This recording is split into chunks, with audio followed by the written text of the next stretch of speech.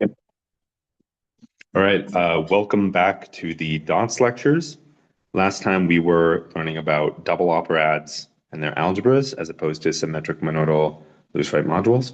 We're going to continue doing that. And we're going to see what, I'm going to try and give a definition of a double operad. There are a number of definitions that I could give. And I'm going to, I'll briefly give a real fun sketch one that works if you already know a few things. But then I'm going to give one in more detail that will align itself more with how we were doing the monad for symmetric monodal loose-right modules. So like here's the what we'll call the T multi-category approach.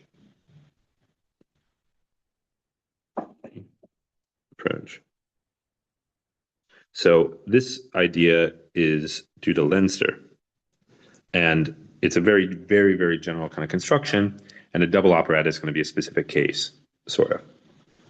So, I'm not going to tell you the general construction. I'm just going to tell you the appropriate one. Let S from cap to cap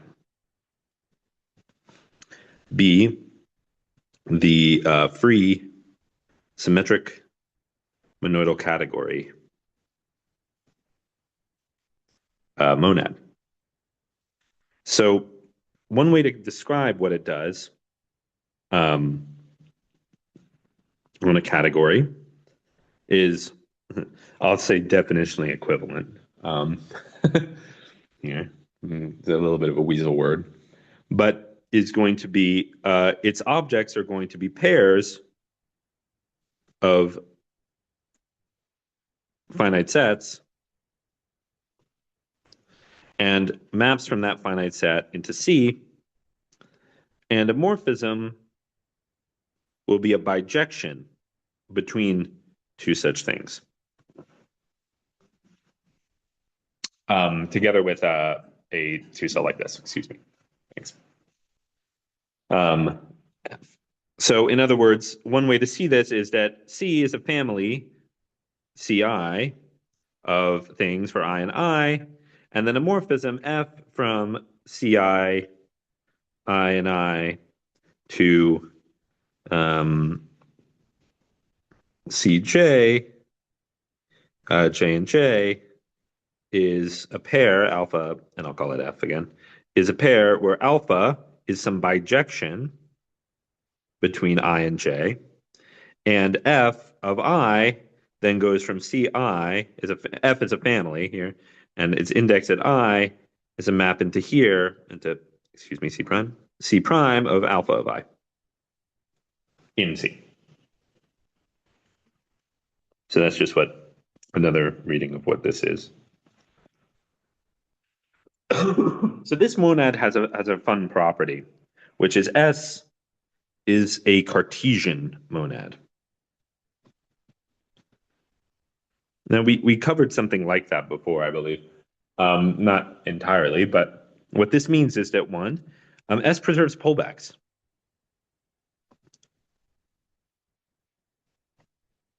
And I hope you can see this because if C were a pullback, right, then we can sort of use the universal property to decompose the maps into C, right? So, you know, up here where the objects of S of C are maps into C. So if C were a pullback, then we would use the universal property and break it apart.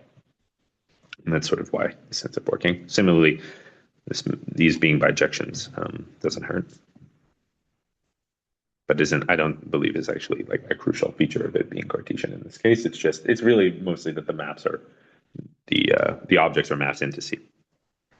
And then two is that the unit, well, maybe I should tell you what the monad structure is in here.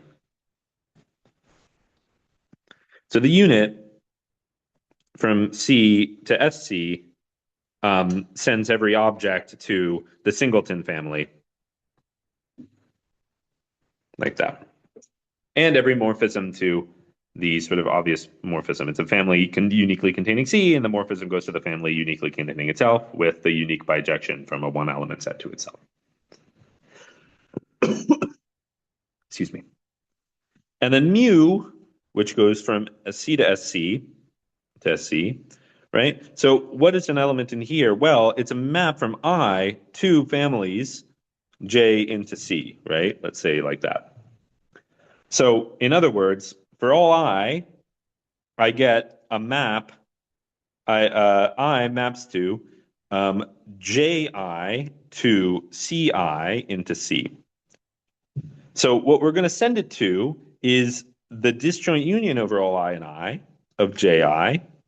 And now we can map that into C where I'm going to just call it C, where C, so the elements of the disjoint union, by the way, is all pairs I and J, such that I is in I and J is in Ji, right? That's how disjoint unions are constructed. And so C really is IJ is defined to be Cij, right? I mean, it's just a rewriting of the same data. It's creating, if you will. Okay, so that's going to be our composition. And what is the actual? I said that this was a free symmetric monodal category monad. What's the symmetric monodal structure? Tensor.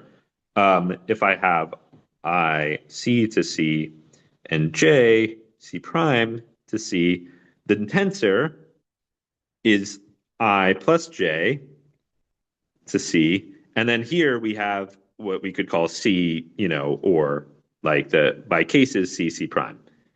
If in I, if in J, right? The universal property of the coproduct allows us to define a map out of it like this. In other words, this is the family, which is varies over the disjoint union of I and J, these two indices, and it takes the value at C if it's in I, and it takes the value at C prime if it's in J. Okay, and the unit is the unique map from the empty set. The unique empty family is the monodal unit. Yeah. And in general, this is so being an algebra for this means that you have a map like SC to C, and it takes a family here, and it's going to map it to the tensor product over I of CI. Right? This is a family C. Right. And then you can check that that's actually functorial, and this is why we need this to be a bijection here, because if that wasn't a bijection, you might have to do some kind of comping or deleting, but in this case, this is just going to get interpreted. If you take alpha and you put in a bunch of identities, that gets interpreted as a symmetrizer. Okay. So S is a Cartesian monad. It preserves pullbacks, and then naturality squares for both eta and mu are pullbacks. And this is a little interesting. So let's just see what this means for eta.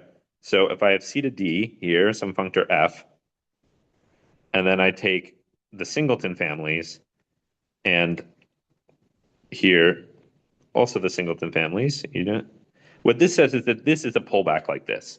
So what does that mean? Well, what that means is that the inverse images of D and D, right? So F inverse of D up here is going to be the same thing as the inverse of S of F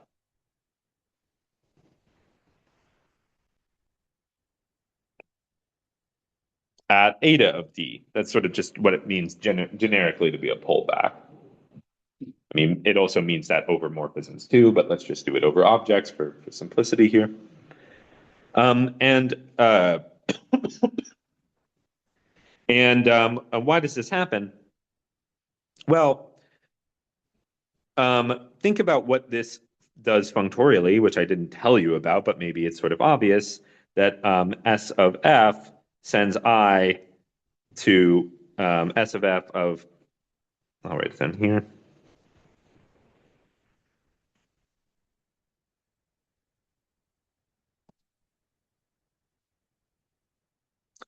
Just post-composes the family by F. In other words, it's a family of F of C.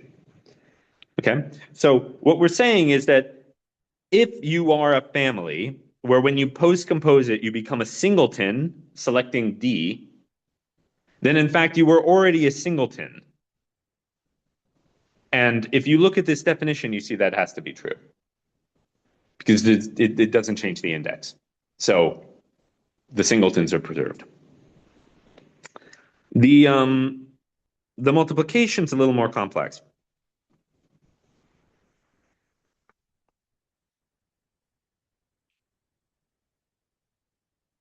D.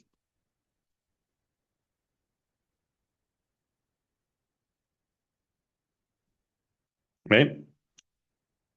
What this says, again, is that if you are in here, you have a family of families. I'll write it out like that.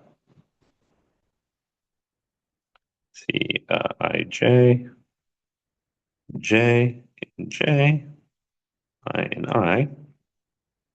Right? Now, the multiplication, what that does is it sends it to the single family, Cij, varying over Ij in the disjoint union over I of Ji. Right? And then, so again, if you were something up here that maps to this, or these should be D's because they're in D, right? If you're something up here that maps to this, that means you must have been something of the form Cij over I and J in I, Ji, because again, the map, it doesn't change the amount of indices. They don't change when you apply S. And similarly, if you were in here, right, you were something here, you were something, some here, a family of families, it depends here on I.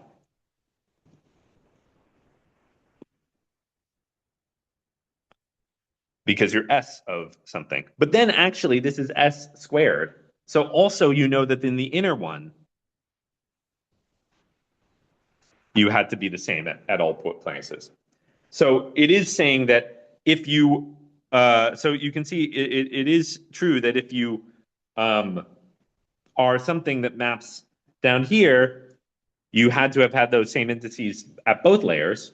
And then in that case, you will map to the same indexing set here as you would have down here. And so this is why that's true. So as a general rule, if T is a Cartesian monad,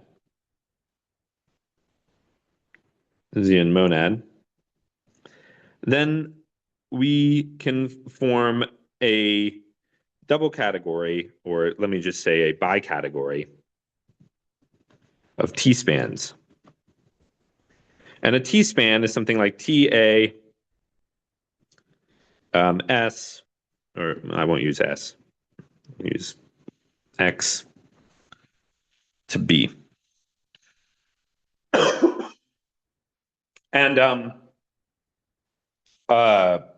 there's actually a very fun, I talked earlier in this lecture series about adequate triples. And I will say that my favorite way of understanding this is theorem. If T, C to C, is a monad on an adequate triple, CLR, where remember adequate triple meant that you have these two classes of maps, L and R, and they have pullbacks along each other, and they remain in the classes when you take those pullbacks. And T preserves both classes, is a morphism, R. Both eta and mu are in L, and the naturality squares of eta and mu along maps in R are pullbacks. So, same. Then you have Kleisli category of T.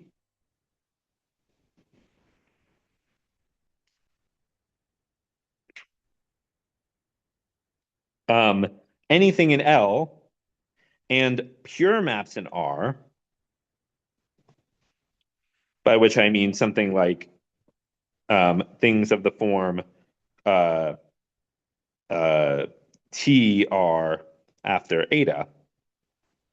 So maps that are equal to things of this form.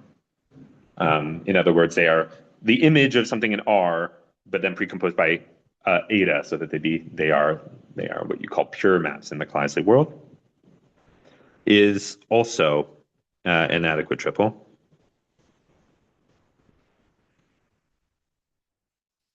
And it's in fact the Kleisli object in a certain two category of adequate triples where you where all two cells have these two properties. So if you take the two category of adequate triples where the one cells preserve the adequate triple structure, and LR pullbacks. Excuse me. So the one cells preserve the adequate triple structure, which is this thing. And the two cells satisfy these two conditions. So they are always in L, and they have this pullback naturality property with respect to R. We call them R Cartesian L maps, R Cartesian L transformations, if you will. That two category has Kleisli objects, and they're constructed like this, which is a way of saying that you actually have certain pullbacks in certain Kleisli categories. So that's fun. I don't really want to prove that for you right now. It's a fun exercise. And in this case, in this case, S we see satisfies the above in cat all, because cat has all pullbacks. And you see where we have these conditions are the same thing as the conditions I said above. S preserves pullbacks, naturality squared for eta and mu are pullbacks, when both L and R are just arbitrary maps. So we no longer have to say anything special about them being in L, or we don't have to constrain R like this. It's just all of them. But yeah, this, by the way, is a nice thing if you're trying to construct monadic lenses. Because you see, we talked about how adequate triples can be used to construct lenses. And so as it turns out, if you have any fiber-wise monad on a fibration, you'll get one of these. And the reason is pretty simple, is that being fiber-wise precisely says that these things are in R. And in the case that C is the top of a fibration, and L is vertical and R is Cartesian, any LR square is a pullback. So any functor that preserves L and R, which, by the way, the monad being vertical says precisely that it preserves both classes. Well, it needs to be and Cartesian. It's a monad of fibrations over the fixed space. And so that says that it preserves both classes and that the two cells are vertical. And then the preservation of LR pullbacks just follows. So this thing actually also follows because these are LR pullbacks by the fact that these are in L. So for that reason, you get that the Kleisli category of that monad, which is sort of the Kleisli category of a fiber-wise monad on this fibration, sort of like this ends up being this sort of like fiber-wise Kleisli category. With these two specific choices. So any vertical Kleisli map, so that's why I say it's a fiber-wise Kleisli category, anyway, and then any Cartesian pure map, that becomes an adequate triple. And so that gives you a good notion of a monadic lens, where the precomposition is still, so the forward direction is still pure, and the backwards direction becomes monadic, because it's just a vertical map in the Kleisli category. So anyway, cool. A little aside, but not really necessary for us right now. So in particular, in this case, right, as we said, we can form span Kleisli T of L TR after eta, and what we get there is something which has the objects are the usual objects, but I'll write it like this, right? We have maps in the Kleisli category, so we have TA, and then here we would also have TB, right? But now this is a map here in L, a generic map in L, And this is a map that factors like this. So eta to tx, and then this is t of something in R. And so you can think about this instead, if this map is something in R, as in this is a map just x to b, R in R. So that is the same thing as a map. The data is the same as actually this data, where this is an L and this is an R. And you can write this out and get that this works. So I could tell you, maybe I should tell you what the composition is in here, but there is one subtle point that a free map is not the same as a map. Like yes, the data of R. They are biequivalent by categories. Identity on objects biequivalent by categories. And if you have the extra property that eta is, say, monic, or that it fixes, even if it fixes endomorphisms. So like if eta x equals eta, then x is the identity, that property, which is like a little weaker than monic. That's enough to make this a isomorphism of bicategories, identity on objects isomorphism of bicategories. So yeah, that's a good observation. They're equivalent datas, I will say. They're not. You see, like what I'm saying. Really, there's a map that goes. The map goes from this data up because it's a right, and that itself is an identity on objects by equivalence between bicategories. Okay. And in our case, L and R are just any map. So we are back to here, and S is T, or T is S. So what is the composition? I'll say what it is. Well, I'll say like a definition, a T multi-category is a monad in T-spans. And these things are called T-spans. And so what does that look like here? So I'm going to take, so e.g. T equals S. So now we have S, so we have a monad, so we have some object here, which I'll call D naught.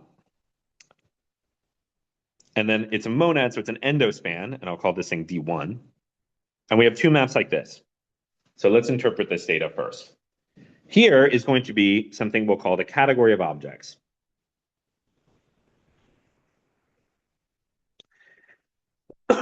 And here is going to be the category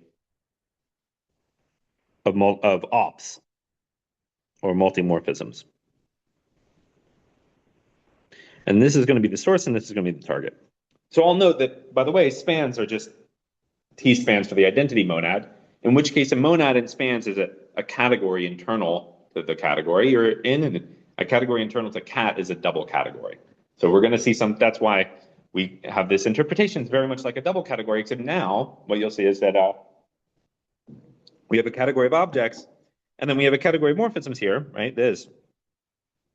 And this is a morphism here, right? Is something like an arrow. It would be like an arrow like this, and its target, if this is M, then this will be TM. And then this would be SM in a double category. But now SM is in fact not in D naught, but in S of D naught. In other words, SM is actually a family. So we could write this instead like a little have a little funnel in here, and we actually go to a family. So we could call it SM1 ... SMK, where K is a parameter also determined by, like, K is a function also of M in here, as in the index set is part of the choice of the family. All right. So then how do we compose these? So I want to put them end to end like this again, but that doesn't quite make sense. I have to put an S here, another S here, so that this can be S of T. And then I have to put another S here so that this can be S of S. But then that's the total composite here wouldn't go from S to D naught. It would go from SS D naught to D naught. So I have to mu it out. And that's the rule for composite. And then I take the pullback up here.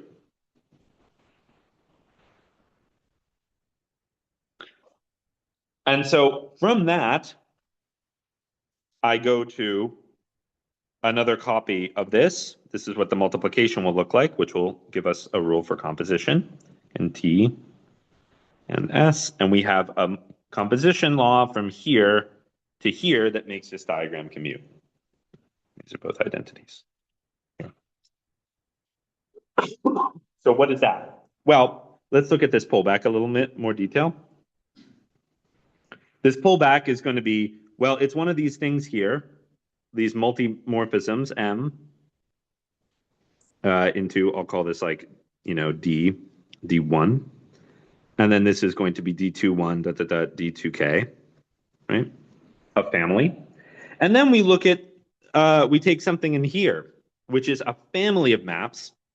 And you can see that the family of targets of that map is equal to the single source of this.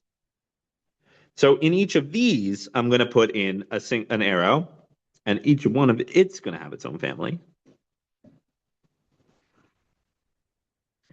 So this is going to be N1, NK, right? And these are going to come from D31, D3K1, and this is going to be D3, 1K to D31K, M. So, okay, K. It's okay. Awful. Index help, but it's maybe you can see here that there's a tree structure going on, which I'll write horizontally, where in now taking the sort of Poincare dual of this so that we have a single node with multiple inputs, I put more things like here, one for each one of these.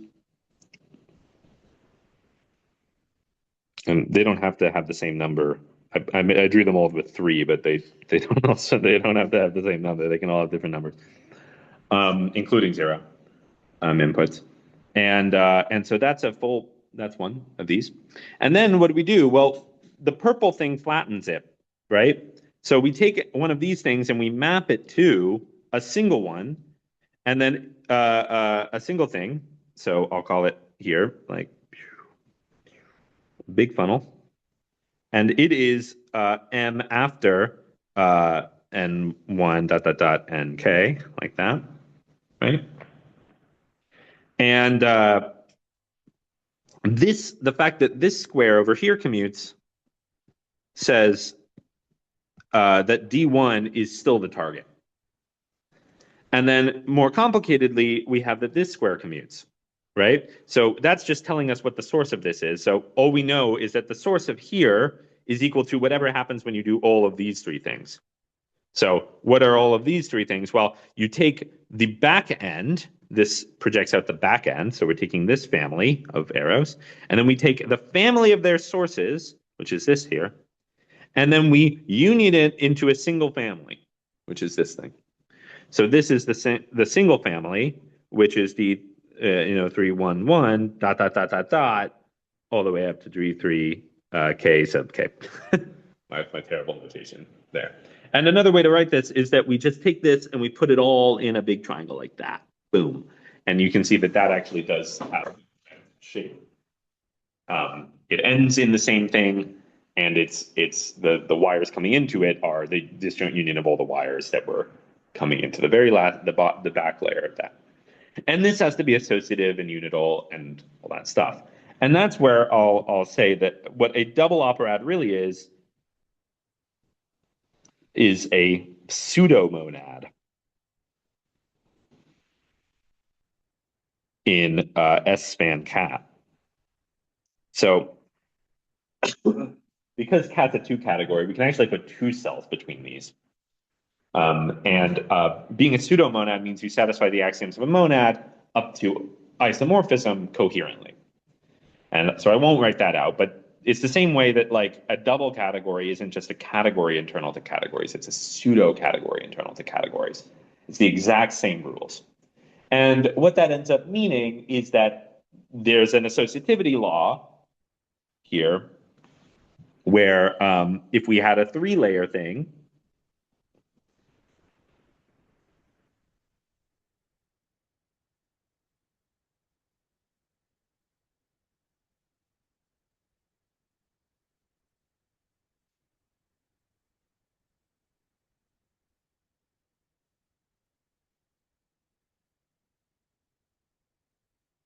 right? Then we could do it in 2 different ways. We could put, excuse me, we could take all the things that are ending here and put them into one thing, and all the things that are ending here and put it in the other thing, and all the ones that I haven't drawn in the middle. And then we could take, now it's another 2-layer thing, and then we could take this whole thing and compose. Or we could do it the other way. We could take this front bit and compose it into a single thing, and now we have another 2-layer thing, and we can compose it. And what it's saying is that we have an isomorphism there. And so I haven't talked about what would these isomorphisms look like, but an isomorphism here goes this way. If you have a single map here, a map here goes down like this. By functoriality, it's a bunch of maps here, where these, like, there's the same number of things down here. And it's like a square, like in a double category, like this, but it has a family of domains. And that family of domains is the same indexing, or like a bijection on the indexing set. Okay, cool. So that's one way to give a precise definition, although I haven't expanded it out fully for you, a precise definition of a double operad. And an algebra is a pseudo-algebra of this pseudo-monad in span cat. But I think I'm just going to go through and talk about the other way to do it. So recall that that the underlying data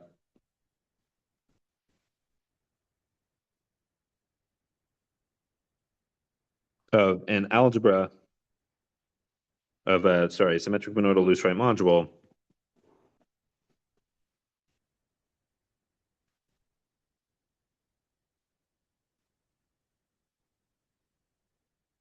was, or as we call it, a module of systems, was something like a category of systems, a category of interfaces,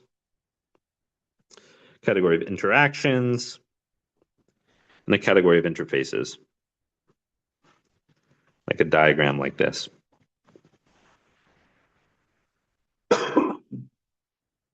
So for an algebra for a double operad,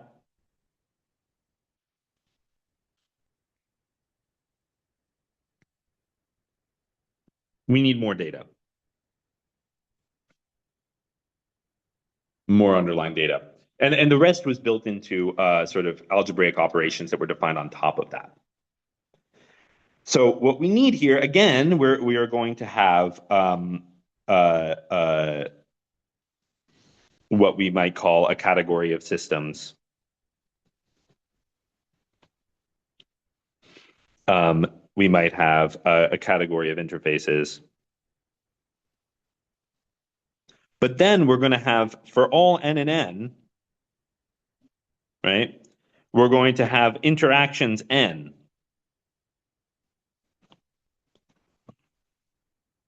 And those are going to be interactions between n systems, or n interfaces, really. Interactions always go between them. So we're also going to have maps like here, S1, dot, dot, dot, Sn, into interfaces.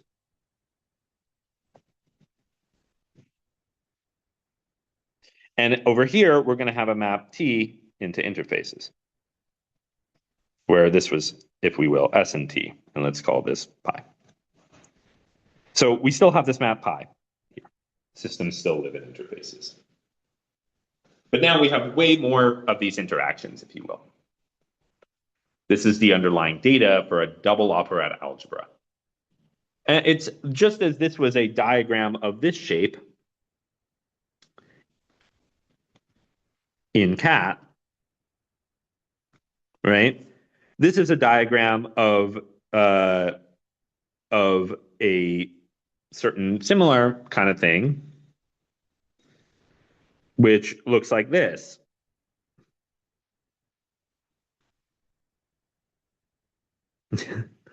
Where I get these two are actually equal, so it's really a diagram of this shape in cat. Excuse me. Diagram of that shape in cat, right?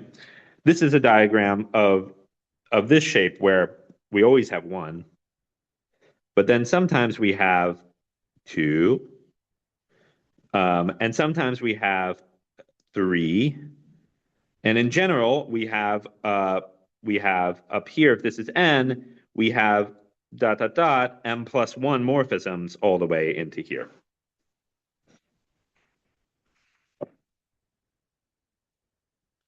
And and we also have other things. So in here we also have n factorial automorphisms called the symmetries, and they have to have certain rules. So these all, we have the automorphisms on all of them. And an automorphism in here, when I say n factorial, I mean it's aut n. The group of automorphisms, or excuse me, of automorphisms is the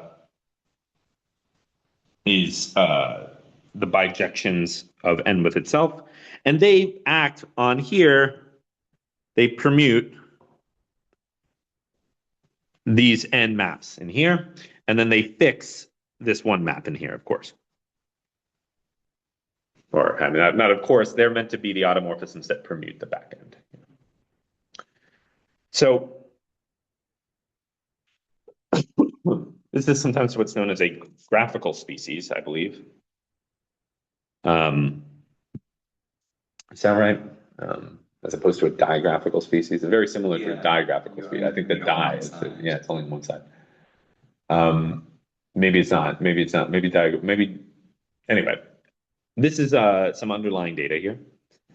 This is what we could call elementary. This category here we could also call the elementary trees. Sorry, just plus leaves.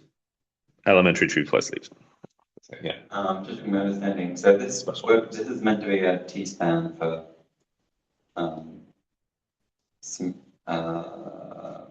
T, the free symmetric monodal category monad.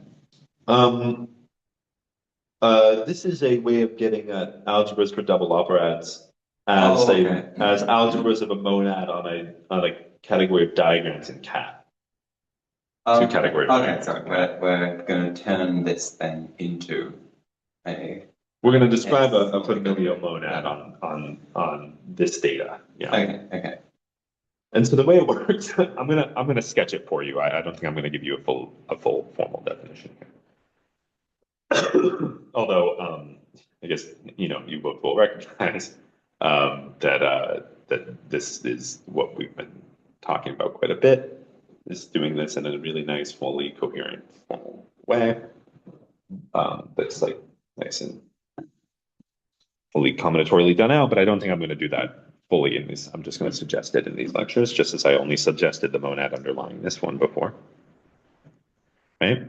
This looks like a lot more data, but fundamentally, it's just whenever we built an actual symmetric monodal loose right module of systems, we had to know how to combine interfaces, and we no longer need to know how to combine interfaces. We just need to know how to interact between n interfaces. So roughly speaking, it's the same amount of data. It's just going to be rearranged in here. Now we need to give for every n a definition of how n interfaces interact, and a priori those could be different for different n, but as it turns out, when we actually write this down, it will be very nice if they all matched up in a way that makes sense. Right. So let me draw what these pictures look like. So a system is going to be a leaf, which I'll draw like this. And interface is then this wire, which I'll draw like this. So as we can see, every system, which is the leaf, is incident to an interface, and that is that map. So sort of backwards against this, I'll say, like, note that there's an inclusion here.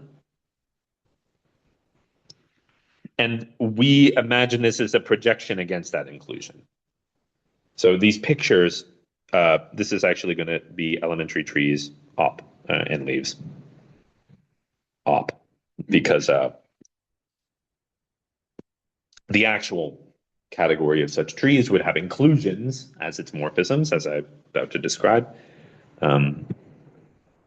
But we're looking at projections. Okay. And then there's also interaction N, and this would be drawn as a single, as it's known generally in the literature as a corolla or a branch. So this I'm going to call a leaf. This I'm going to call, I'll call this a branch. If you think about a tree, it's a branch. Like the word branch both refers to the point at which it branches, but also the thing that is in between the points at which it branches. I'm using that second use. And this is called a corolla, which means crown in Spanish, I think, with one L. I don't know. Maybe it comes to us from French. Anyway, it means crown. And this is the actual branching points. Okay. So by the way, note that, and this is N, interaction N, this is N of them. So e.g., there's a lot of diagrams, one like this, one like this, one like that, and so on. And this corresponds to 0, 1, 2, 3, and so on. And I'll note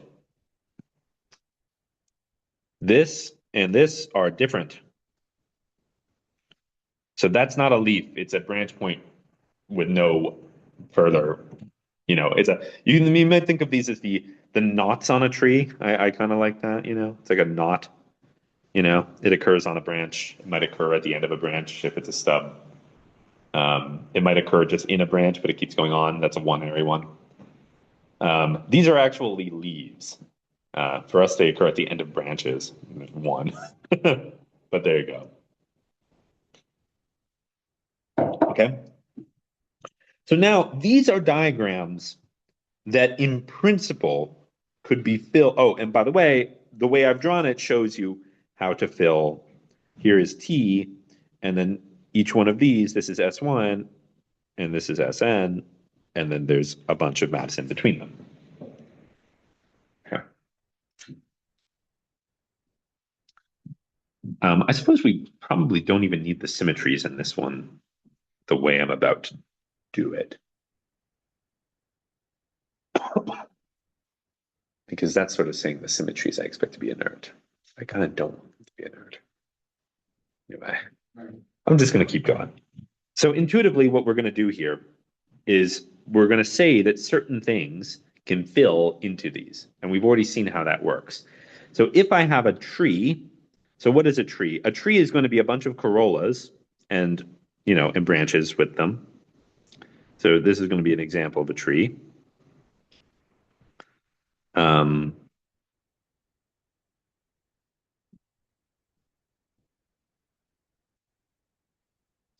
Here's an example of a tree. Right? Actually, yeah, I'll make a few. Here's an example of a tree. This tree is special. And every tree, so maybe let me get rid of this for a second. Every tree has a special, what we could call the layer, two layers, which is the back layer and the front layer, like this. The front layer is always a single branch. The back layer might be a variety of different, sorry, the back layer, I should not include that last branching point. The front layer is always a single branch, and the back layer is either branches and leaves. Okay. So this kind of tree, because it has a mixed back layer,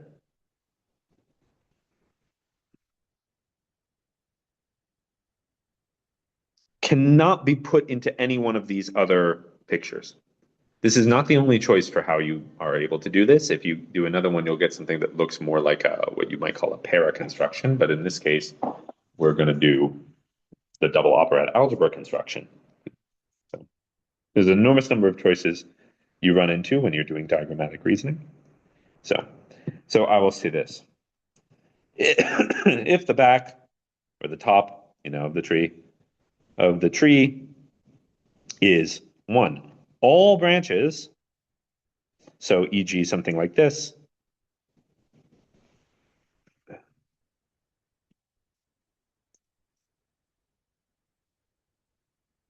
right? Then it can be put in a corolla. So I can draw another thing like this. 2, if it's all leaves, it can be put in a leaf. So in other words, if I have something that looks like this, why don't I just do the exact same one, but this time I just put leaves on the other one. Then I can draw a big circle all around it, and now I've put it in a single leaf. And that's it. Okay. So call this omega L for elementary trees.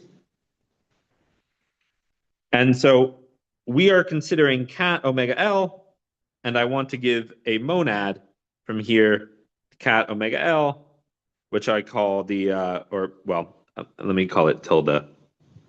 Omega is used. So this terminology is this symbol is coming from the Moerdijk and Weiss, who figured out the combinatorics of trees and gave a description of operads in terms of these pictures of trees.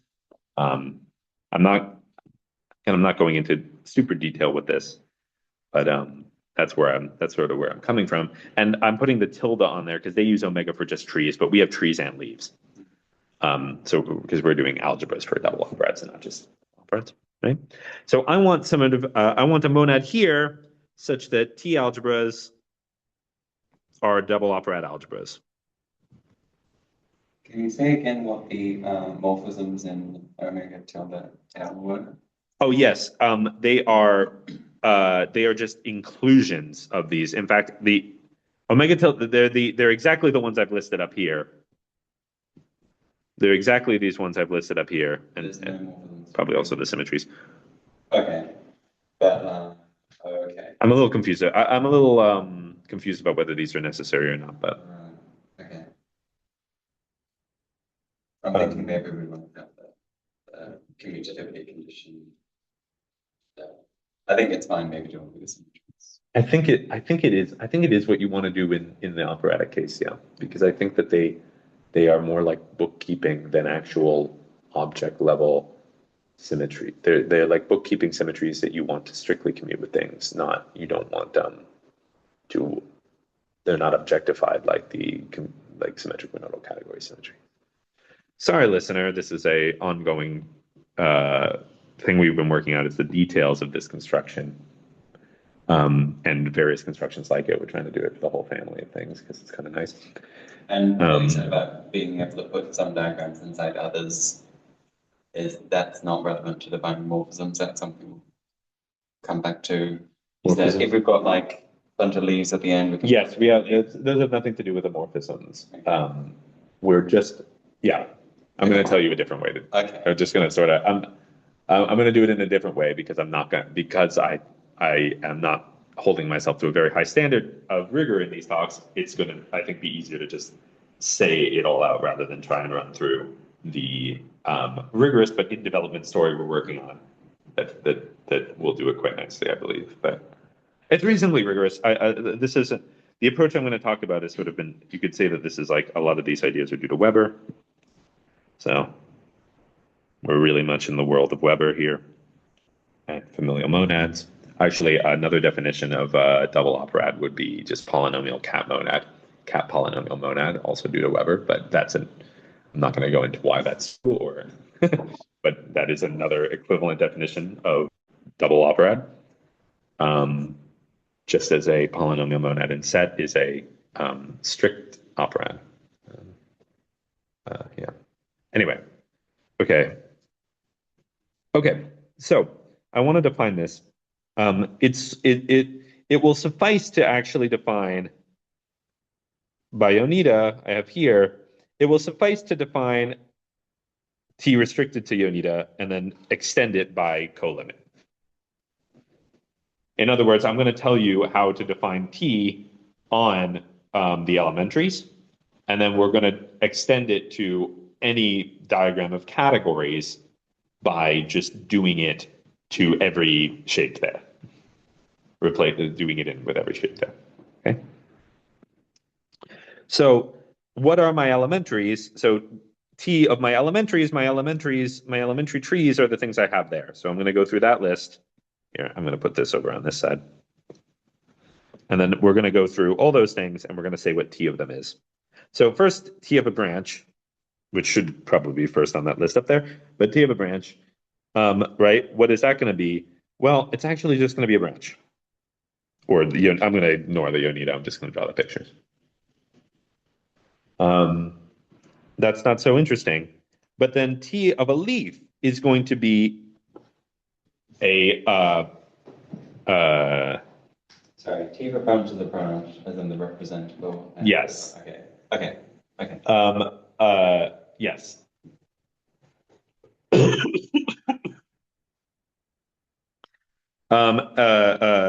Whereas T of a leaf, one thing I should say is that these pictures, these trees, they can be interpreted as these functors on this by representability. So as in, I'm going to pick the diagrams I can draw with certain functors from omega tilde L into cat. And they're given by, as you can see, every diagram is given by some kind of colimit of these elementary trees, given by gluing together the various features along the branches, right? And that colimit is what I mean. Okay. So what I'm about to do is that. I So guess there should be some ops in the cat. Omega tilde L. It's omega tilde L into pre-sheaves on cat. Like there should be ops in that diagram at the bottom right. Either the omega tilde L at the bottom should have an op on it, or the ones at the right. Yeah, yeah. Omega tilde L I'm using here for the opt version, I guess, but okay. Yeah. So does the op in that triangle at the bottom right, does the op live at the sort of bare omega tilde L, or does it live on the domains of the functors under cat? What have I done? It's a good question. Let's say here. I think so. As you defined it here, you got a bunch of maps out of the branch. Yeah, maybe it is. Yeah, maybe it is just easier to do it on here. Yeah. Good. Thank you for calling me that. Yeah, omega tilde L will be this part. And then we'll op it here. And that way we can think about them in terms of the pictures, which is rather nice to think about it. And then you see that this is the co-completion of the trees that way, which is nice to think about. Okay, thanks. So, right, what it's going to be is it's going to be, essentially speaking, the groupoid of all trees you can put in a leaf.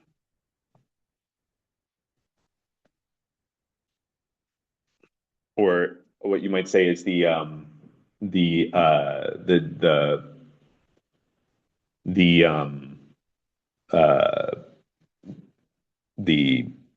co-limit over the groupoid of all trees that you can put in a leaf of the actual trees themselves as an object. So, for example, let me say it like this. So, co-limit over, let's say disjoint union. It's not quite a disjoint union because it has to account for the isomorphisms in them. But of every diagram that you can put in here, something like this, right, of this actual diagram. The point is an actual diagram of trees corresponds to a pre-sheaf. Right, and this is some pre-sheaf. This is in cat omega tilde L. And what it does is it sends everything to the set of inclusions into this diagram, which as you can see, so in here it would send the branch to a 3-element set, and it would send the leaf to a 2-element set, and it would set the binary corolla to a 1-element set, and all other corollas to a 0-element set. And then the restrictions from the binary corolla to the branches would send out the correct 3 elements and so on. Right. You said the group void of. I don't think the symmetries are actually necessary. I am thinking about this, but and then yeah. So what I also mean is that it's not a disjoint union; it's the co-limit over the group. Like this is this indexing groupoid. And it might be what we might call it a sum. Like Right. in the sigma type sense, homotopy type theory kind of sense. So in other words, we force some isomorphisms, I believe. It's necessary too.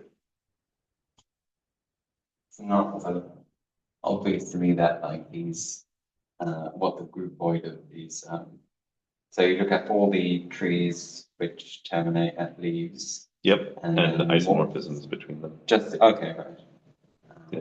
Okay. And then so what I mean is that this is in other words, like you could think of it as on every it's not just it sends every element not just to the like a tree, and well it does, it sends every element to a tree and then some component of some element of that tree that has the same shape as it. And but there's also a category that it sends it to. So it sends it the morphisms of that's what the objects of the category, but the morphisms are isomorphisms of trees that permute and on the second component send that marked element to the other marked element. Does that make sense? Yeah. Should I do that a little better? Like this is this like as in what I mean is that this blank at say wire is going to be the set of pairs of a leaf tree, if I can call it that, like something you could put in a leaf, like as in something that ends in all leaves, a leaf tree, comma, a branch in it, and then a morphism is an isomorphism of these such that this maps to another one.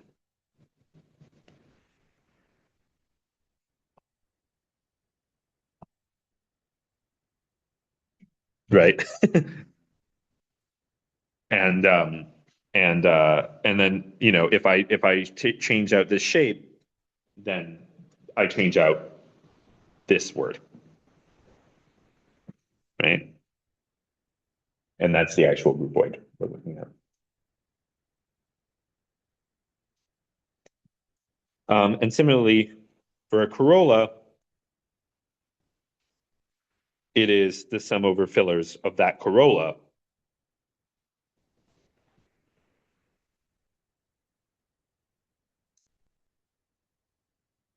of those fillers, which again, is an entire pre-sheaf.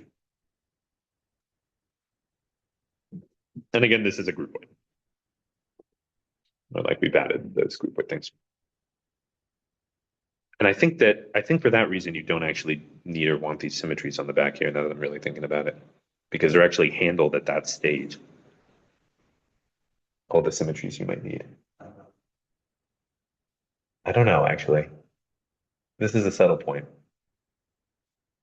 I'm going to say I'll have to get back to that more detail later.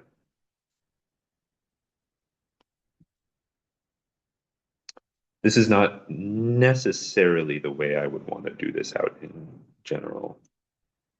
But the way to do it the way that I'm more confident in it working is a lot longer. So I'm just trying to bull rush ahead like this, but there's a lot of details in getting this right, which is why we've been working on this. So. Okay. Um, so that's what it does on representables, roughly speaking. By the way, a nice one categorical version of this, which is written Brandon Shapiro, who was at Topos, did a nice work on familial monads, and where he gave a very explicit construction of what makes a familial monad on a pre-sheaf category. And it's written out quite nicely, and you'll see that the formulas look very similar.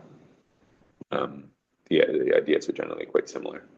However, that's a one categorical version. We're doing something two categorical, which means we have to go to the Weber world. But in that case, I suppose I could try and define the actual polynomial which underlies this in the Weber sense, but I think I'm just going to keep going. So what does it mean to apply T now to something that isn't a representable? Okay. So what it means is that we're going to apply T to something that isn't a representable. So now it's some actual diagram of categories, which we might write as sys, interface, interaction, 0, 1, 2, etc. And then the maps like this, right? So it's some actual element, a general element of cat omega tilde L op, right?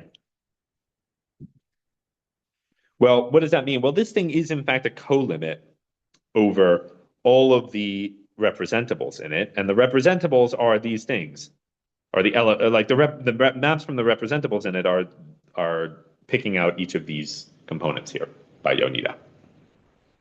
So what we're going to do is we're going to say, like, we're going to replace, it's going to be another diagram of the same shape.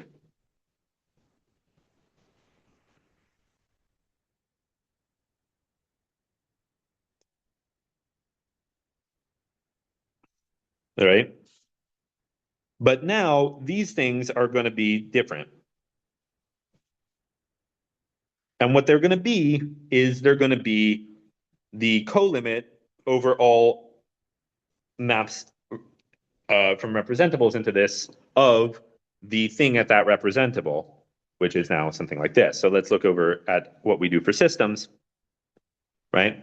Well, it's going to be the colimit over S in sys of the sum of, fillers of that filler, right? So another way to see it, what this is that is going to be the same thing as the sum over all fillers of maps from F to the original whole thing, which I'll call Blackboard bold A, just to refer to it. Why? Well, I've sort of commuted out. I've commuted the colimits involved in this process here. That's big sum is a colimit. So what does that mean? Well, remember that F is a diagram here, for example, this diagram. And what would it mean to map from this thing into A, right?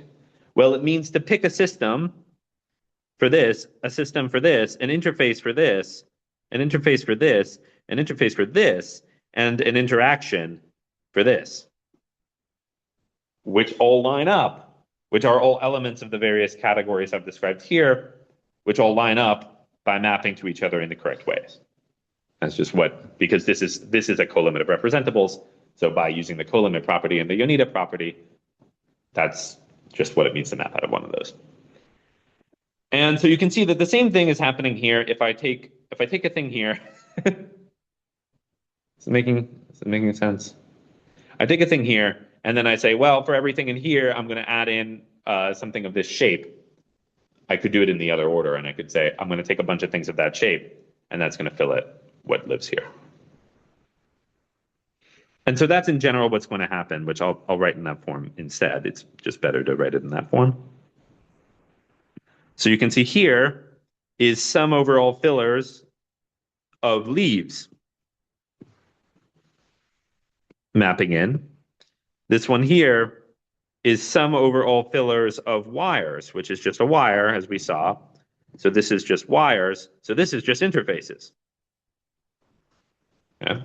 And then each one of these is going to be the sum over all fillers of there, and again, the filler mapping into A. And as you note, the filler mapping into A in this case just maps into the back half because there is no leaves. Because you can't fill a corolla with something with leaves. Okay. Cool. So that's the functorial part of this. What is the monad, right? So eta from A to TA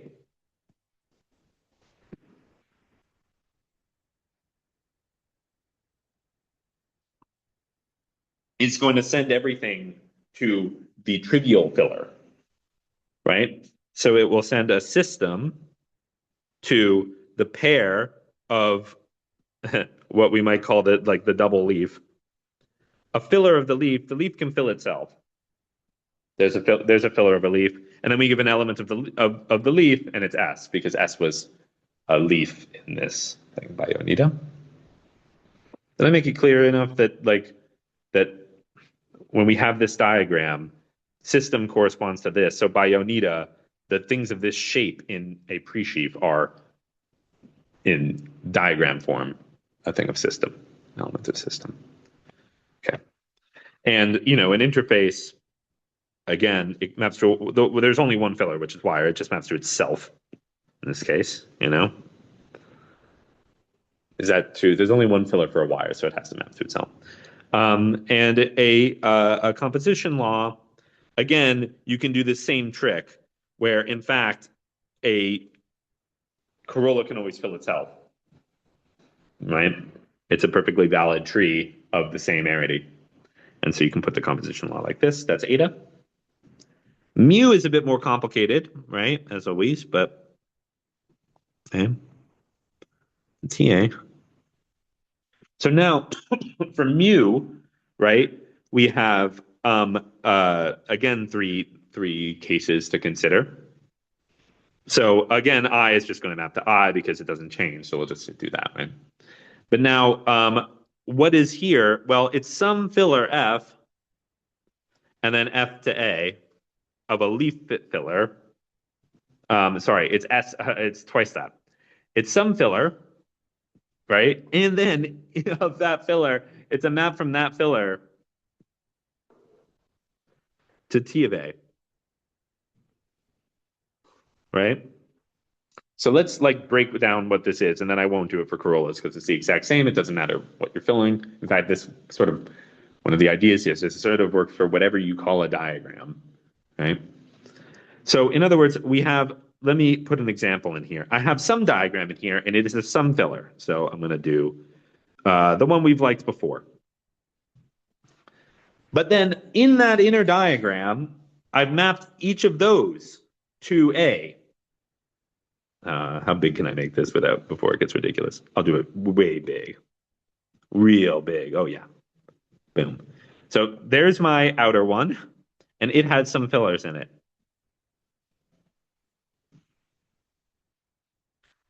Very happy diagram. Okay. It has some fillers. In each of these, so here's my F. This is F. Right? And I've mapped F to TA, which means that every element, every feature of this diagram, I'm filling with an element of TA, which is a bunch of trees, each of which has fillers, right? Labeled in A, right? So So I have another thing here like this.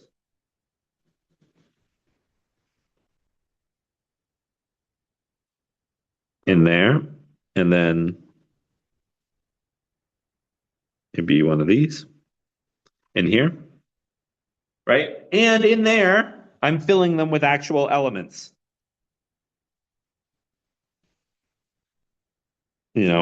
Actual elements. Okay. So how do I compose these? What is the image? Well, I'll tell you what it is. What we're going to do is just erase the middle layer.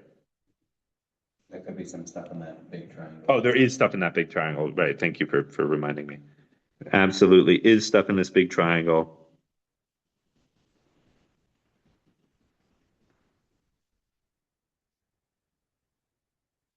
Right. We erase the middle layer. And what do you know? We're left with a single tree that is valid, a valid leaf tree. Um, and that fills my bigger leaf. And it is each one of these features I got lazy and I didn't write them, but each one of those is already filled by elements of A, so it really does land in TA. And so this is sort of the string diagrammatic reasoning done out nice and combinatorially. Familiar monads are really the thing to think about when you do these string diagram reasoning. Everything we're doing here is also with categories. So we also have morphisms all the time, but they just sort of go into the page, if you will. They don't cross across the diagram or anything like that. They can involve switching, like there are symmetries and other things that can be involved. But right. The point is that TA is a map from delta, omega L tilde into cat. So not only do you have like a set of trees, but you have morphisms between trees, which are just like tree maps on the elements, like S1. Tree isomorphisms. Right, okay. And it's very much like the construction of S of the free symmetric monodal thing. It's a tree isomorphism, followed by on each of the components of the trees. It's actually not accidental that this is so similar to that, because that's also given by a familial monad, where the diagrams for symmetric monodal categories, the diagrams for a commutative monoid are just bubbles in another bubble. Right. And so, which is to say finite sets. And that's why you end up with labeling by finite sets. Here we're doing something more complicated. We have these trees labeled, and we have isomorphisms between the trees and a two-cell building it, if you will. It doesn't live in cat as nicely, but it's the same sort of idea. And what I'm saying is that if you looked at, if you in our memory bubble, we think about what the symmetric monodal categories thing. We can think about it. It's just a bunch of bubbles in a bubble. It's symmetric because this sort of equals, if this is bubble 1, 2, and 3, we don't really care how we draw it. So this could be bubble 3, 1, and 2, and this sort of gives you a form of commutativity. This is actually the OG example of an operad. This is the original operad. One of the original, and by Peter May, who coined the term operad. And in that case, they are. The point was to look at the topological space of these and to do homotopy theory with it, but we're not talking about that. But this is actually the motivating example of an operad is just bubbles in another bubble, and of course you can start adding decorations to those bubbles like we've done on the right. So I think I misunderstood the point you made earlier, where even if you just start with, sorry, can you scroll up a little bit? The action of the right, when you defined T restricted to elementary trees, the elementary trees are one category, so they map into like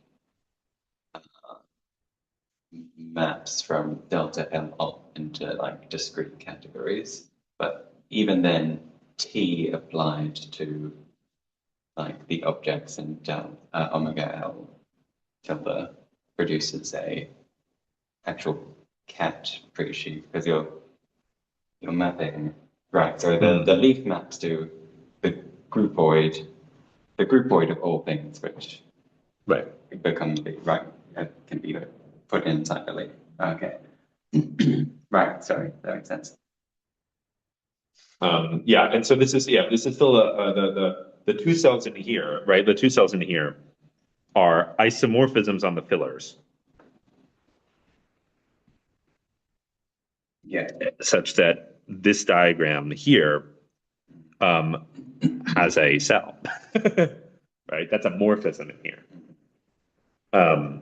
And so it's very similar to the construction, if you will, of symmetric monodal category one, which is in fact, you have the way I'm saying is in here you have a single shape called bubble.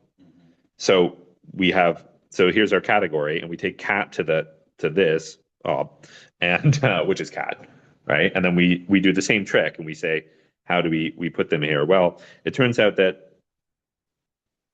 you have to say, what can you send a bubble to? Well, you send it to the groupoid of fillers, right?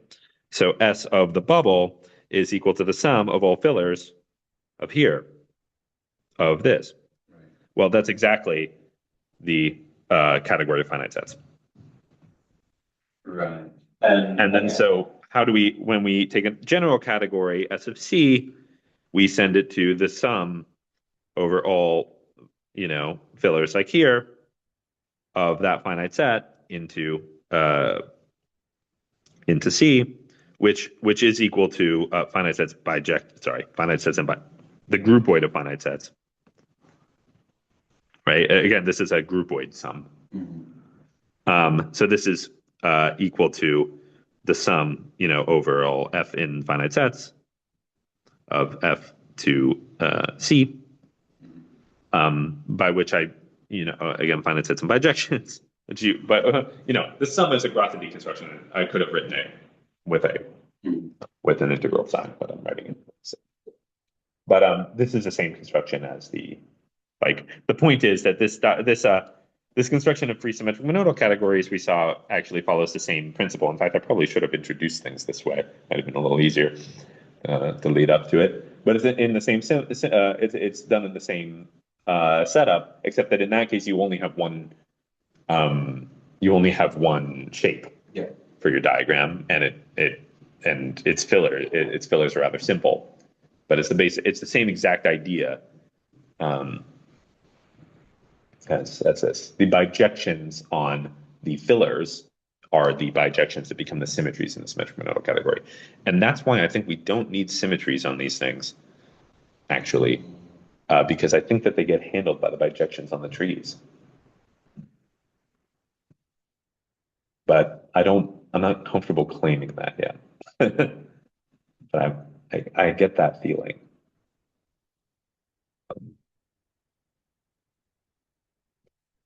Yeah.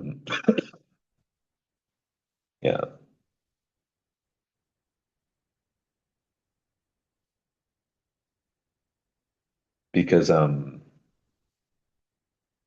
the usual construction, the usual way you use these things is one categorical. Even when you're doing infinity category theory, you do it one categorically, and then you show that that's correct with respect to the model structure. So it's not totally clear to me that when you do it two categorically, you may skip this step of needing to have the symmetry somewhere, but it's a little confusing to me.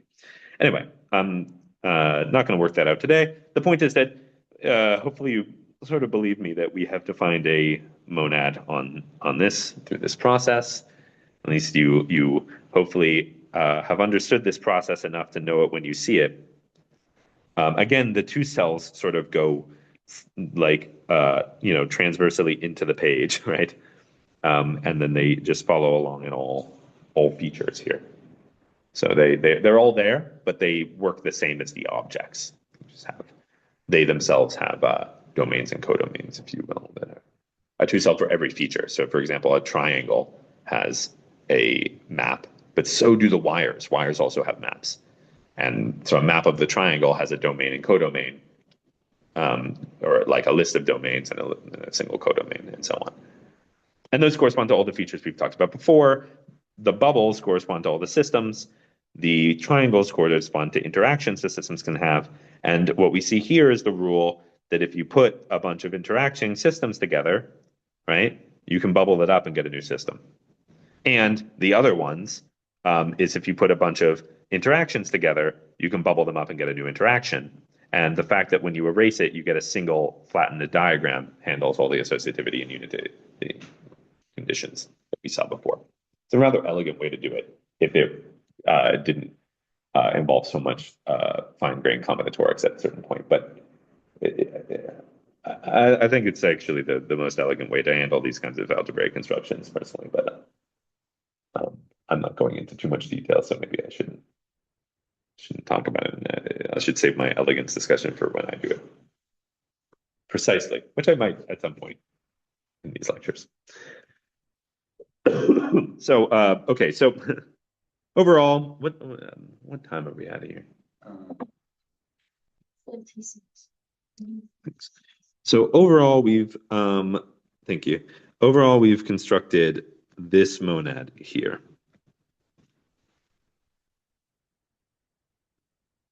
Right?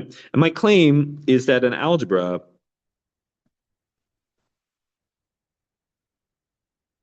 for T is an algebra for a double operad. So what is an algebra for T? Well, again, it's something A with a map from T of A down to it that commutes with the various structure we've just been talking about. So I'm going to write it out again. We have a bunch of categories.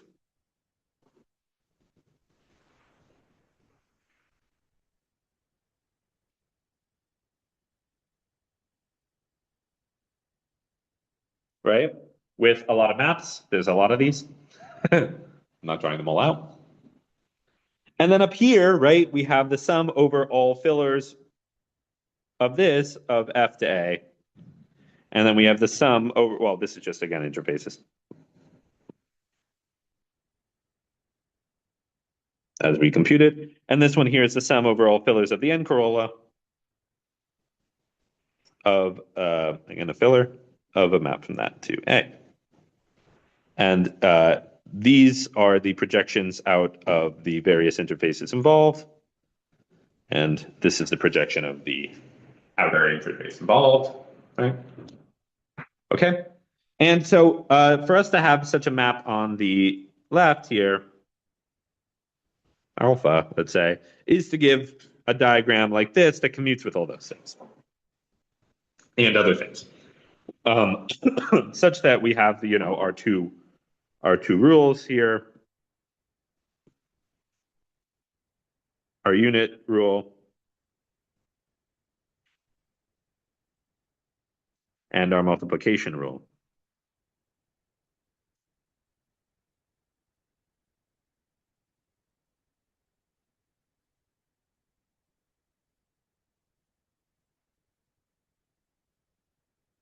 Okay. So what do these mean? Well, the first thing to note is that the unit rule says that if you take a system and you consider it as the filler, so what do these things do? I should say, how do we interpret alpha? Right? Alpha takes something like, let's say like this diagram together with a filler, right? So let me put it right this, right? What are the elements of this, right? They are the elements of this here, right? Are filled leaf diagrams, completely filled leaf diagrams. So an element there is something like a big bubble, and in it we have a bunch of bubbles, and they are composed in some way. Like that, where each one of these is then filled with a system, the actual elements of A. And these are filled with interactions. C1, C2, and these are interfaces, I1, I2, I3. Right? And so what do we interpret it as? Well, we interpret it as the if you will, every element of the system can be thought of as a single label that fits in this. The actual composite, right? 3, interacting via C, actually interacting via C. And this is actually interacting via C prime, right? I don't know how to draw this because I wouldn't draw it. The only way I would draw it is with the diagram I put on the left. But like we compile it down. We say we actually do the construction, right? Again, we've talked a little bit about how the monads work in this case, where this is the syntactic abstract. Alpha always interprets the syntactic abstract as the concrete result. So it's the evaluation function for this syntax. And the syntax here is just diagrammatic. So what does eta mean? Well, eta means that if I put in a single diagram with a filler, right, then that just equals S. Okay. Yes, that says when we evaluate, or another way to say it is when we evaluate S, we get S again. Okay?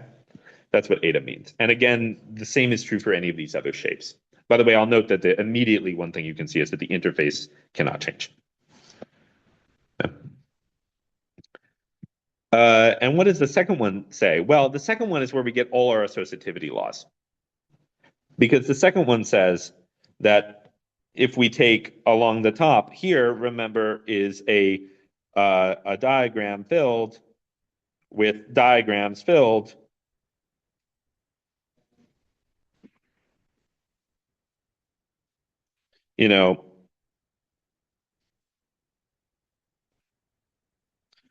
right? And each one of these is filled with a feature. So we can do two things. We can evaluate, let me put purple for evaluated. We can evaluate each of these and then evaluate the result. Or we could delete the inner ones. Remember, that's what composition in the monad is. That's the mu. And then evaluate the whole thing all at once. And the fact that this commutes says that those two processes are the same. Okay. We're going to answer the strictly commute or? Yes. So that's a great question. The way I've described it here, I think the way I've described it here, the slab is a bit difficult. I think the way I've described it here, we would need, you usually want normal pseudo-algebras, but I think we would need an isomorphism here because we want it to be a coherent isomorphism. If we changed what T did specifically in a way that I am struggling to think of right now, but it should correspond to adding a few more isomorphisms. You should be able to, make a new monad whose strict algebras. Yes, well, you can always do that. This is a sufficiently nice situation which you could do that. In fact, it's as it turns out, it's rather like for the often in case you can. It turns out you. Let's do that. Let's just do that. You can always take a new monad. It's sometimes just written as prime whose algebras are the pseudo algebras here. So maybe I'll say pseudo algebra for T. Is an algebra for a double operad. Again, we want these things to be. What that means is that there should be a isomorphism witnessing this. And again, as we talked about many times in this thing, because we're doing algebra on mathematical objects themselves, the rules should hold up to coherent isomorphism. It being a pseudo algebra also means plus coherences. So that handle those, and this will handle the. I think that's probably the easier way to do this. This is a particularly nice monad. And one thing I checked with Matteo in our work on these object classifiers, which is sort of why, again, we're doing this to get at a representability theorem for algebras for double operads. it is true that if you have you're in a suitably nice setting, which we totally are because we pre-sheaf two categories, right? If you replace your monad by the normal pseudo-algebra classifier, and your monad was op-vibrantly Cartesian, which was the conditions for our lifting the discrete op-vibration classifier, the replaced monad will still be a discrete, will still have that property. Okay. And so our lifting theorem still applies to it. Right. Right. I guess I will say monads constructed in this sense, which are known as familial monads, are all Cartesian, and in particular op-vibrantly Cartesian. And the reason is because the same way that the argument went for the for S is that you know that their functoriality doesn't change the shape. So you get this when you have a pullback, when you have a pullback and you want to look at like the image of the pullback, the shapes are all the same. So you only have to look at the fillers piece by piece, in which case you can just apply it to each filler. That's sort of the fundamental idea why these things preserve pullbacks and all these other nice limit notions. Okay. So, right. So I will say, like claim T or T prime, it's normal pseudo algebra co-classifier, normal pseudo algebra co-classifier. Okay. Who's so this thing is defined by the property that its strict algebras are the pseudo algebras for this. We can also give a more explicit. We should be able to give a more explicit construction of that by fattening up some of these groupoids, but I'm not sure how to do it live.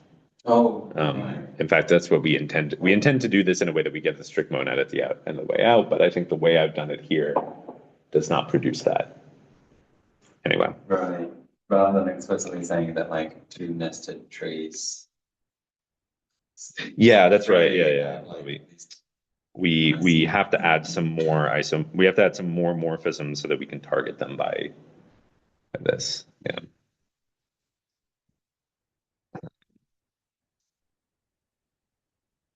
I mean, technically, I think we've only written down a pseudo monad even, but if you think about it. Even the like the family monad example is Yeah. pseudo. Yes.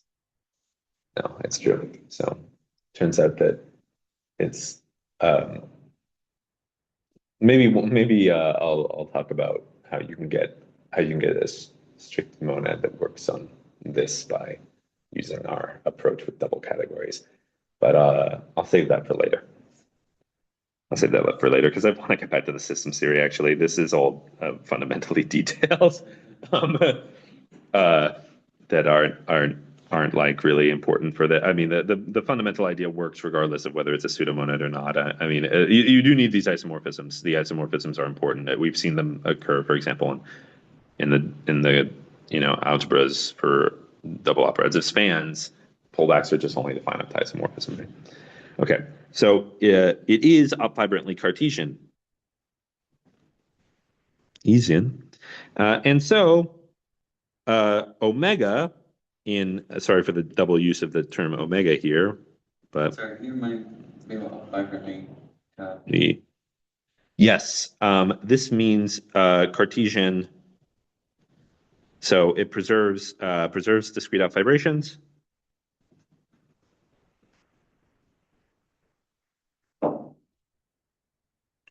And eta and mu are Cartesian along discrete out vibrations. So is this like a i.e. adequate triple notion of that? Yes.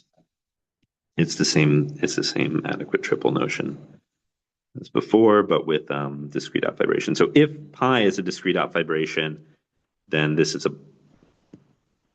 then for eta and mu, the naturality squares are pullbacks. So then this in here, the discrete up vibration classifier, which we'll compute in a second,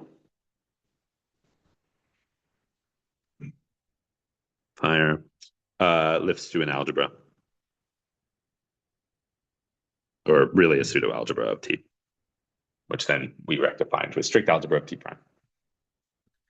So what is it? Well, again, it's always going to be that algebra structure is always going to be the one that classifies the universal discrete off vibration, which, as we note by the assumption that it preserves discrete off vibrations, is in fact.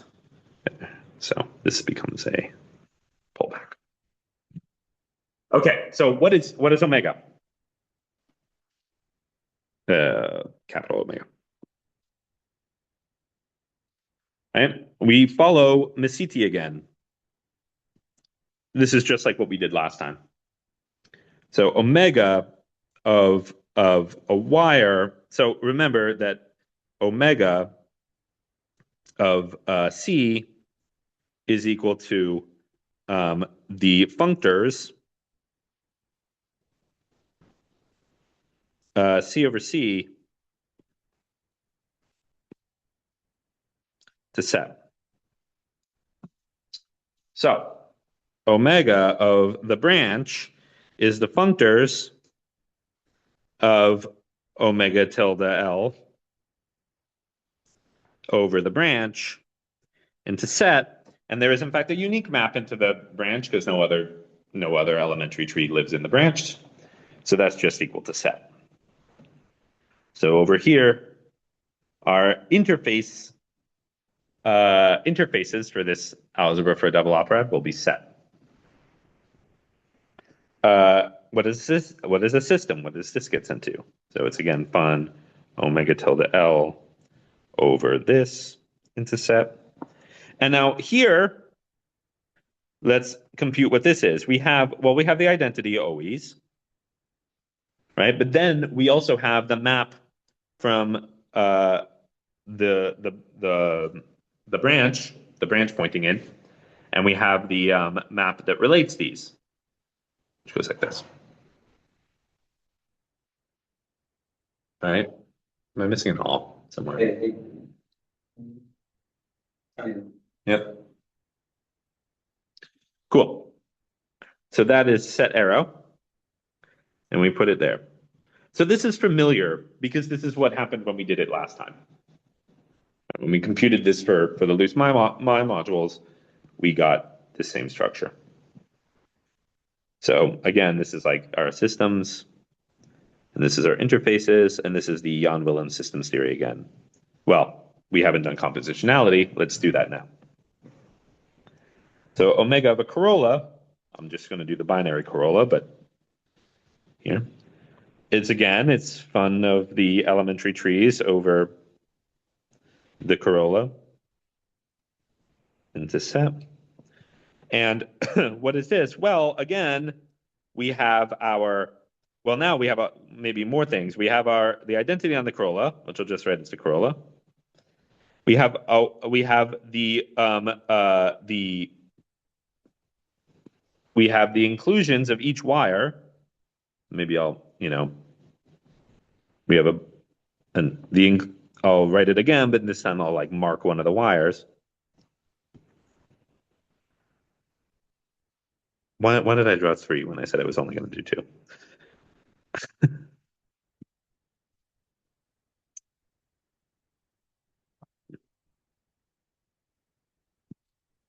And these are all the wires that are incident to it, and there are no other maps into it.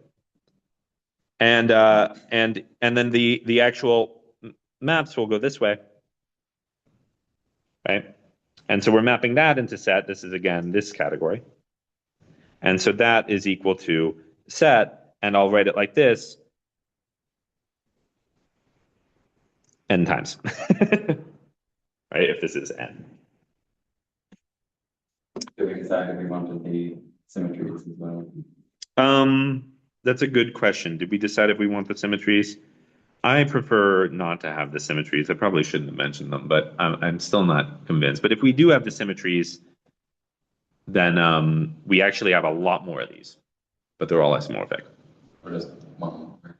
Every symmetry gives rise to a morphism, but it's an equivalent category to this, I believe. I believe it's an equivalent category to this because it's a torsor, right? Because what I'm saying is that like this is the identity, but we would have every isomorphism on the back here. But each one of them is in fact uniquely isomorphic to the identity over the object. I was thinking you would just have another, like that object represents the identity. Yeah, in this, yeah. Yeah, and then you would have maps like it. But what I'm saying is that it's actually equivalent to the original because these are isomorphic, but in fact they're uniquely isomorphic. Because there's only one isomorphism between an isomorphism and the identity over the identity. Right. These are all represent maps into an object. So we have these two isomorphisms here. We have like the identity over here, let's say. And then we have this isomorphism. There is a unique map like this. Right. And so in fact, like this cluster of maps, this cluster of objects up there is in fact all, contractible. Right. So it's equivalent to this category in either case. So I guess that doesn't really help telling us whether we need it or not, but this.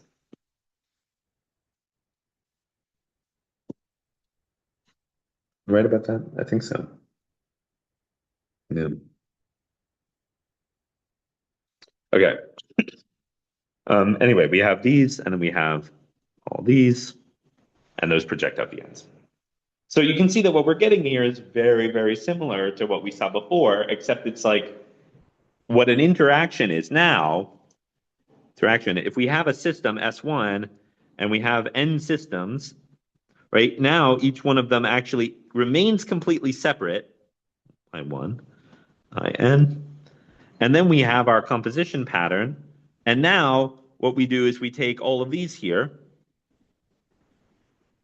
but now we put maps into each one of them. Now, that's the same thing as what we did before, because what we used to do is we took the list of them on the side, on the back here, and then we would multiply them, and then we would take a single map into the product. But that is the same thing as just having n maps, one into each one. Okay, so what is the actual action of this? Like, how do we actually compose? It's given by this, omega tells us how to interpret a tree of these things, right? So this, by the way, corresponds to the diagram like this, right? That's the interpretation of such a diagram. And how do we flatten that into like this, right? So let's put that diagram up here and fill it in like we've done down there. And then we need to map it to omega of that thing, right? Well, by definition, right, omega is the thing that classifies TU. And so what it does is it's going to take that thing and it's going to send it to the set of all elements of every filler.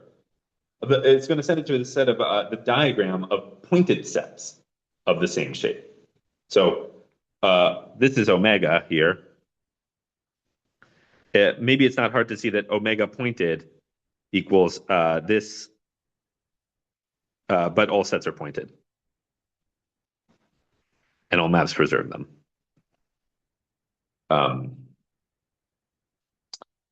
Yeah. And so, and the map here just forgets the point. So in fact, taking a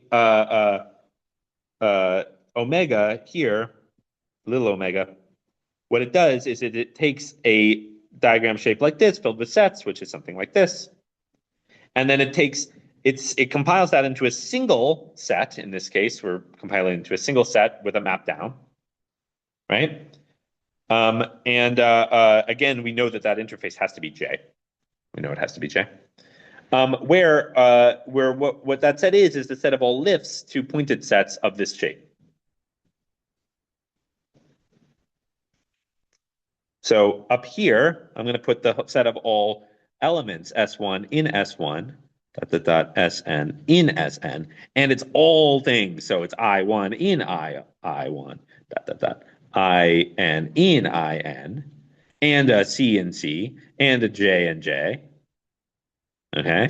But where this maps to that, this maps to that, this maps to that, and this maps to that, right? So this big set. And that's going to map down to J by projecting out the last one. That's what the composite is. So I'll have you note that this also maps down to all of these, right? Or so like that's like by definition, that's the composite, but I'll note that we can just use our brains and see that this maps down to all of these, and it even maps down to this. And I will claim that this is in fact a limit. Or a big wide pullback, if you will. A multi, maybe not a, that's not what you call a wide pullback, but it's like a multi pullback. And why is that? Well, that's just what the definition of the limit of that diagram is.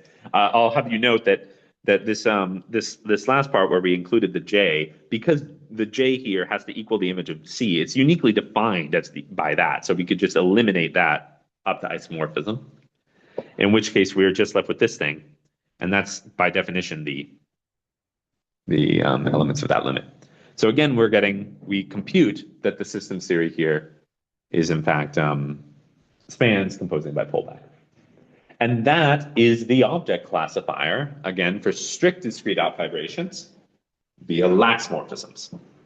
So now we can go and talk about what a lax morphism is, what then a colax point is, like is a colax system. Anyway, actually, that's a little more interesting. We do need the whole colax point, right? So what is a colax point? Because that's the thing that we can put into our representable machine.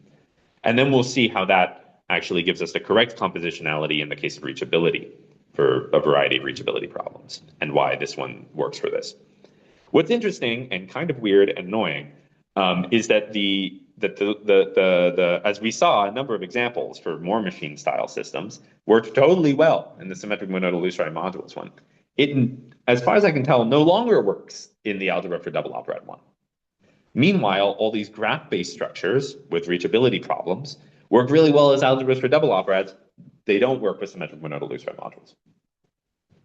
So this is one reason to try and actually do work at this level of high abstraction, right? Where we use discrete out vibration classifiers and blah, blah, blah, is because I didn't see that coming developing the theory, right? For example, it was nice to have done it this way because then we can just change tact, use a different monad, and develop the theorem. The theorem was parametric over what it actually meant to be a theory of systems. So when it comes to pass that we actually need a slightly different meta theory, we just shipped right over because we did it at the meta level. So anyway, that's my advertisement for category theory. If you could stomach the last few lectures, we'll get back to reachability next time. Yeah.